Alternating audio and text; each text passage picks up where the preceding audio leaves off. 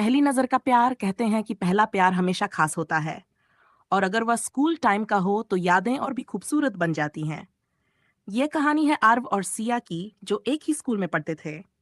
आर्व एक होशियार और शांत स्वभाव का लड़का था, जबकि सिया एक चंचल और हंसमुख लड़की थी। दोनों की मुलाकात छठी कक्षा में हुई थी, लेकिन तब वे सिर्फ सहपाठी थे। धीरे धीरे समय बीतता गया और 8वीं कक्षा में आरव को एहसास हुआ कि सिया उसके लिए सिर्फ एक दोस्त नहीं थी। वह उससे अलग महसूस करता था। उसकी हंसी उसे अच्छी लगती थी, और जब वह बात नहीं करती थी तो उसे अजीब सा खालीपन महसूस होता था। पहली बार दिल की बात। एक दिन स्कूल की कैंटीन में जब सिया अपनी सहेलियों के साथ हंस रही थी, आरव उसे बस देखता रह गया। उसके दोस्त ने उसे छेड़ते हुए कहा, अगर इतना पसंद करता है तो बोल क्यों नहीं देता। आरव पहले तो झिझका, लेकिन फिर उसने एक चिट्ठी लिखी, एक सिंपल सा नोट जिसमें लिखा था, तुम बहुत खास हो, क्या हम दोस्त बन सकते हैं। सिया का जवाब। आरव ने बड़ी हिम्मत से चिट्ठी सिया की किताब में रख दी। पूरा दिन उसकी धड़कनें तेज थीं।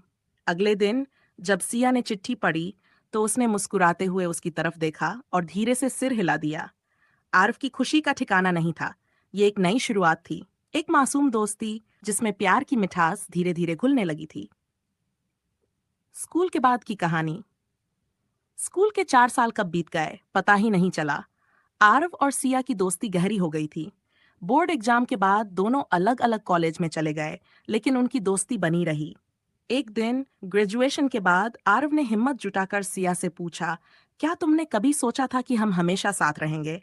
सिया मुस्कुराई और कहा, मैंने तो उसी दिन सोच लिया था जब तुमने पहली बार मुझे वो चिट्ठी दी थी। और फिर उनकी मासूम स्कूल लव स्टोरी एक खूबसूरत रिलेशनशिप में बदल गई।